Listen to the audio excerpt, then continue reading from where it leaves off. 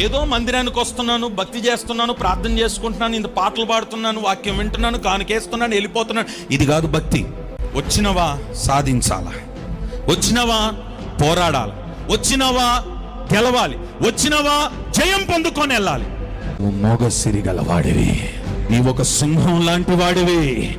నువ్వు ఎవరికి పుట్టున్నావో తెలుసా? యోధా గోత్రపు సింహానికి పుట్టిన సింహమే నువ్వు. దిక్కుతోచని పరిస్థితులు ఉన్నావా, ఆపదల్లో ఉన్నావా, కొట్టుమిట్టులాడుతున్నావా? ఈ మోకాలకు పనిపెట్టు, ఏడు ప్రభు సన్నిధిలో.